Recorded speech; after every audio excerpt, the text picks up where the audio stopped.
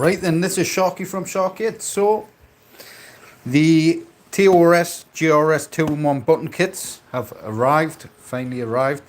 I think I've got another pack of these still coming, because one pack ended up having to get sent back. Postman didn't post it through the door. As you can see, they're not very wide. It also could have went through the letterbox, but they've gone back. So I ordered another set of kit, but these come pretty quick. And so the packaging is nice on these, man. So these are from Thunderstick Studios and the Glenn's Retro Show stuff. So the buttons are quality, absolutely quality. Now I'm using these with the PactoTech as well. So really nice packaging, like I say. And then you get, I think 6 is it, inside the kit, with all the little cable extensions and stuff like that. Now I'll likely only use these cables here. I won't use the other cables for anything else. I'll just use those cables there. And then the buttons, mainly the buttons are going to be for the PactoTech. I can use them for the switchers and stuff like that, but these ones are all going to be used for the PactoTech boards that I buy in for customers' builds. It just means that you can just press a button and it swaps automatically from disconnect mode and so on. Now you can likely set up more buttons, and I was speaking to Lee from PactoTech, and I think he was working on maybe having the LED light up as you press a button. So if you look on the Joker cabinet here, the T-molding looks smart on there, man. It's really making the unit stand right out. So when you press a button, it changes from red to blue. I'm not sure, I think you may be able to change the colour of those as well, those LEDs. There is software on there, and I think you can change the colour, I'm not sure. But on there at the moment we've got red and blue, so when you press that, the switch, it changes the switcher inside, so it gives you true 4-way. So I'm using them on the front for the PactoTech. So when I press the button, it'll count down, it'll go into disconnect mode, basically keyboard and mouse mode. You give it a few seconds, it usually just jumps straight into the mode anyways in the background, but it does have a countdown on the board. And now we'll go on keyboard and mouse mode, press the button again, and it'll swap the controls back to the arcade controls, turn all the arcade controls into Xbox controllers basically. Perfect bit of kit.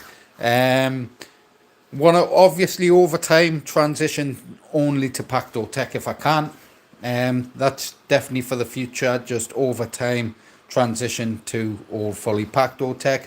I'll still keep the Zinmo controller settings and stuff like that for the systems. I'm just currently configuring this unit, so there's a load of stuff I've got to do in the background, delete X360CE configs and stuff like that, because if I don't delete them, the controls won't work on them games.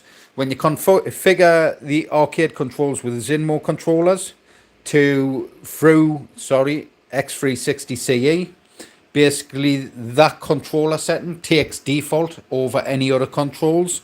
So it basically, if you plug another Xbox controller in, it's not going to recognize that Xbox controller or those controls for that game. So I've just got to go in and delete all those out of each and every game and every system. So all I do is I do a scan for X360CE on that drive and X input, I believe, 9 and X input 1. Delete all those out. That'll sort all those settings out basically. But yeah, brilliant bit of kit, like I say, well packaged, look really nice. The boxing and stuff like that is really nice on those.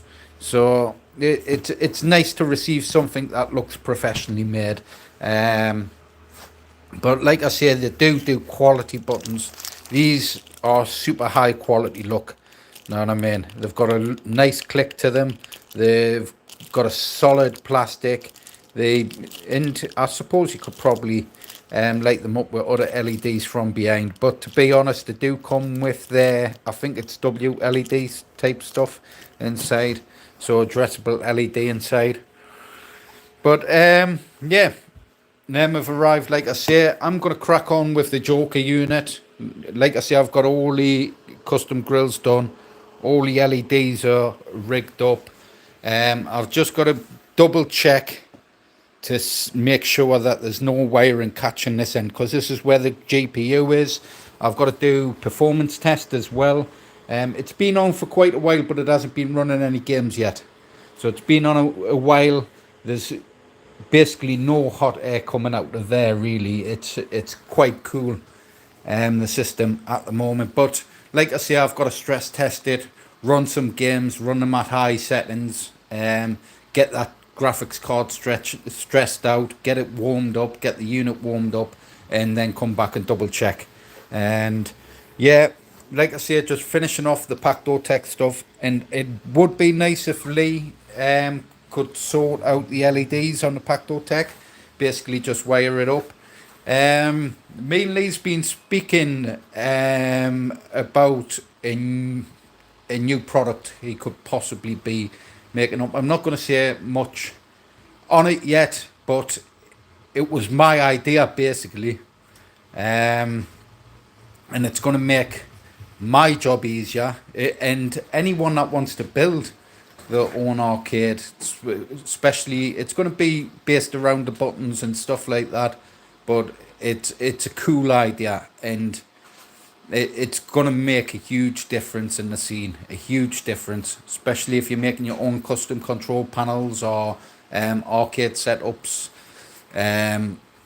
But hopefully once he's figured it out, we can get some samples made up, and then I can show off a couple of test units, and man, it's gonna be good stuff. It's gonna be cool, man. So make sure you like, share, subscribe to the videos, hit that notification bell, and if you're on Facebook, stuff like that, I know A-Rock and J-Rod does share all my stuff. I guarantee this will be up already by those two. But if you can share me content, it helps me. You know what I mean? It helps other people see my stuff. I think I'm at 4,000 subscribers now as well, so I've hit the 4K mark. Want to hit 10, 20K. So just keep sharing out my content and stuff. Hopefully I can come up with some better content as well. That's why I've been doing a bit of gameplay, showing off stuff, advanced stuff I'm doing in the background as well, like the modded Cyberpunk game stuff and stuff like that.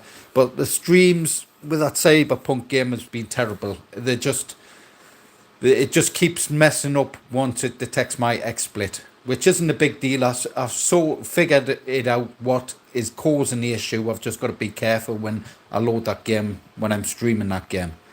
But yeah, make sure you like, share, subscribe, and I'll catch you soon, man. Bye.